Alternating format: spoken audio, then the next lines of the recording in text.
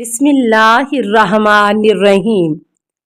السلام علیکہ یا صاحب العصر والزمان۔ اس کا ترجمہ ذبیح اللہ منصوری نے مذکورہ بالا نام کے ساتھ کیا ہے۔ اس کتاب کے صفحہ نمبر 19 اور 20 میں مختلف ملکوں اور شہروں سے تعلق رکھنے والے ان 25 افراد کے نام لکھے ہیں۔ ان میں سے 2 افراد ایرانی ہیں، جن میں حسین نصر تہران یونیورسٹی کے استاد اور دوسرے موسیٰ صدر ہیں، جو ایک علمی ادارے اسلامی مطالعات کے سربراہ ہیں جو لبنان میں واقع ہے۔ وہ لکھتے ہیں کہ زمین کے اپنے مدار میں چکر لگانے کی سب سے پہلے خبر امام جعفر صادق علیہ السلام نے دی تھی۔ اس کتاب کے صفحہ نمبر 117 میں وہ لکھتے ہیں کہ زمین کا اپنے مدار میں چکر لگانا محسوس نہ کیا گیا تھا، یہاں تک کہ جب انسان نے چاند پر قدم رکھا اور وہاں سے زمین کو دیکھا۔ ابتدا میں فضا میں جانے والوں کے لیے ممکن نہ تھا کہ زمین کی گردش کا اپنی نظروں سے مشاہدہ کریں، چنانچہ ان کے پاس کوئی ثابت ہیڈ کوارٹر نہ تھا، اور وہ ایسے مصنوعی سیاروں میں سفر کرتے تھے جو 90 منٹ یا اس سے کچھ زیادہ وقت میں زمین کے گرد ایک چکر لگا لیتی تھی، اور وہ اتنی رفتار کے ساتھ گھومنے کے باوجود اس حرکت کو جان نہ سکے تھے۔ لیکن جس دن یہ لوگ چاند پر اترے اور وہاں سے مووی کیمروں کے ذریعے زمین کو دیکھا تو تصویروں سے پتہ چلا کہ زمین آہستگی کے ساتھ مدار میں چکر لگاتی ہے، اور اسی دن زمین کی گردش کو چشمدید گواہی مل گئی۔ انہوں نے صفحہ نمبر 120 میں مزید لکھا ہے کہ کس سبب کی بنا پر امام کو صدیوں پہلے معلوم تھا کہ زمین اپنے مدار میں چکر لگاتی ہے اور اس کے نتیجے میں دن اور رات وجود میں آتے ہیں۔ کیا آپ جانتے ہیں امام جعفر صادق علیہ السلام نے سب سے پہلے اس بات کی خبر دی کہ ہوا ایک نہیں بلکہ چند عناصر سے وجود میں آتی ہے۔ عالم تشیع کے متفکر ذہن نامی کتاب ہی کے صفحہ نمبر 70 میں لکھا ہے کہ 18ویں صدی کے یورپ کے دانشوروں سے بھی 1100 سال قبل امام جعفر صادق علیہ السلام نے کہہ دیا کہ ہوا ایک عنصر پر مشتمل نہیں ہے بلکہ 6 عناصر سے مل کر بنی ہے، جبکہ ان دانشوروں نے بعد میں ہوا کے عناصر کو ایک دوسرے سے علیحدہ کر کے انہیں کشف کیا۔ انہوں نے آکسیجن کو دیگر گیسوں سے علیحدہ کر کے بتلایا کہ جو چیز جانداروں میں حیات کا سبب ہے وہ آکسیجن ہے۔ ہوا میں موجود دیگر گیسوں کو دانشوروں نے زندگی کی حفاظت کے لیے بے فائدہ سمجھا، جبکہ امام جعفر صادق علیہ السلام کا نظریہ اس کے برخلاف یہ تھا کہ ہوا میں موجود تمام عناصر سانس لینے کے لیے ضروری ہیں۔ لیکن 19ویں صدی کے اواسط میں دانشوروں نے تنفس میں آکسیجن کی ضرورت کے بارے میں اپنے نظریے میں تصحیح کر لی اور یہ بتایا کہ آکسیجن اگرچہ جانداروں میں حیات کا سبب ہے اور ساری گیسوں میں وہ واحد گیس ہے جو جسم میں خون کو صاف کرتی ہے، لیکن جاندار ہرگز خالص آکسیجن جذب نہیں کر سکتے کیونکہ اس صورت میں سانس کی نالیاں جل جائیں۔ آکسیجن خود نہیں جلتی لیکن جلانے میں مدد دیتی ہے۔ جب بھی کوئی چیز جلنے کی صلاحیت رکھتی ہو اور آکسیجن اس کے ساتھ مل جائے تو وہ جسم جل جاتا ہے، اور جس انسان یا جانور کا پھیپھڑا جل جائے وہ مر جاتا ہے۔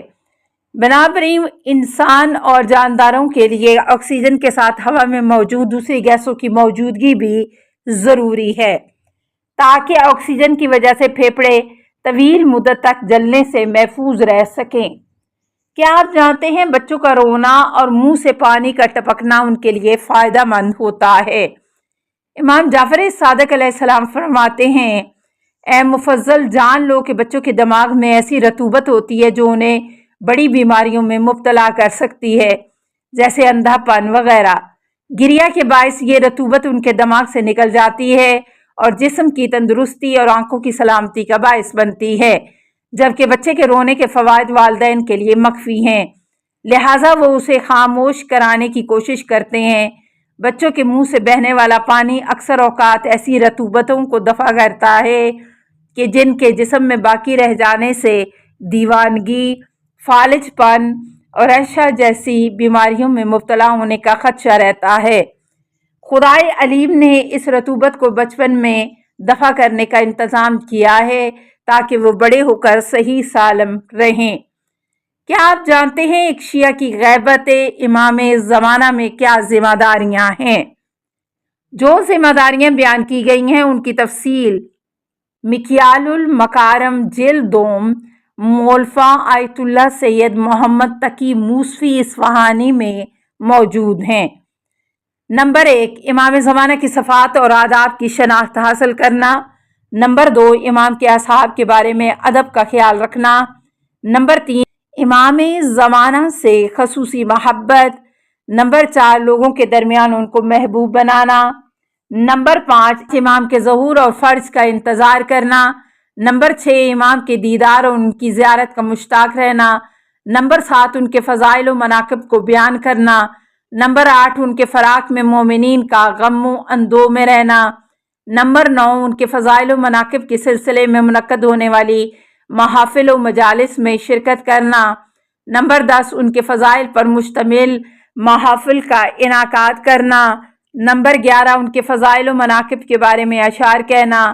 نمبر 12، ان کا نام سنتے ہی اٹھ جانا۔ نمبر 13، ان کے فراق میں رونا اور رلانا۔ نمبر 14، خدا سے ان کی معرفت حاصل کرنے کی دعا کرنا۔ نمبر 15، ان کے لیے مسلسل دعا کرنا۔ نمبر 16، ان کے لیے دعا کو مداومت کے ساتھ پڑھنا۔ نمبر 17، غیبت کے دور میں دعا پڑھنا۔ نمبر 18، ان کے ظہور کی علامتوں کی پہچان رکھنا۔ نمبر 19، ان کے فرض کے بارے میں جلدی نہ کرنا بلکہ تسلیم امر رب رہنا۔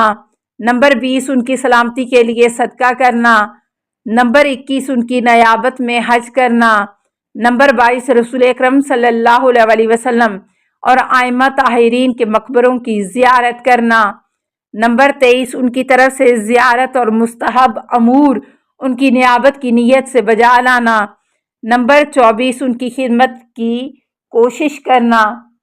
نمبر 25، ان کی مدد کے لیے تہ دل سے آمادہ رہنا۔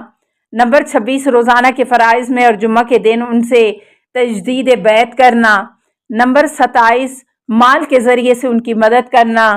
نمبر 28، ائمہ کے چاہنے والوں اور صالح افراد کی مالی مدد کرنا۔ نمبر 29، مومنین کو خوشحال کرنا۔ نمبر 30، ان کے لیے طلب خیر کرنا۔ نمبر 31، ہر جگہ ان کی زیارت کرنا اور ان کو سلام کرنا۔ نمبر 32، ان کے مخلص شیعوں اور صالح مومنین سے ملاقات کرنا۔ نمبر 33، ان پر درود بھیجنا۔ نمبر 34، نماز کا ثواب ان کے لیے ہدیہ کرنا۔ نمبر 35، تمام ائمہ کی مخصوص نماز کا ثواب ان کو ہدیہ کرنا۔ نمبر 36، تلاوت قرآن کا ثواب ان کو ہدیہ کرنا۔ نمبر 37، ان کے وسیلے سے خدا سے توسل اور شفاعت کرنا۔ نمبر 38، ان کے سامنے اپنی حاجات و خواہشات بیان کرنا۔ نمبر 39، لوگوں کو ان کی طرف دعوت دینا۔ نمبر 40، ان کے حقوق کی رعایت کرنا۔ نمبر 41، ان کو یاد کرتے وقت دل میں خشوع پیدا کرنا۔ نمبر 42، برے افراد کے سامنے تکیہ کرنا۔ نمبر 43، ایذا رسانی یا تکذیب کی صورت میں صبر کرنا۔ نمبر 44، جن محافل میں ان کا مذاق اڑایا جائے ان میں شرکت سے پرہیز کرنا۔ نمبر 45، ستم گر اور باطل کے علمبرداروں کے ساتھ تکیہ رکھنا۔ نمبر 46، گمنام رہنا اور شہرت سے پرہیز کرنا۔ نمبر 47، تہذیب نفس۔ نمبر 48، ان کی مدد و نصرت کے لیے لوگوں کو تیار کرنا۔ السلام علیکہ یا صاحب العصر والزمان، الامان الامان الامان من فتن الزمان۔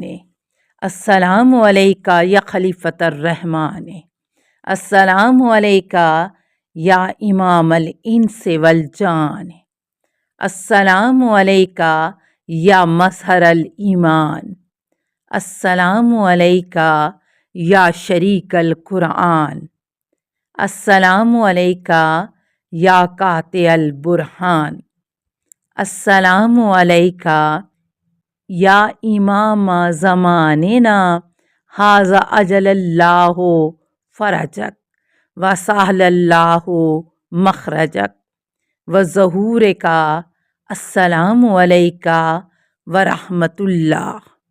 اللہم صلی علی محمد و آل محمد۔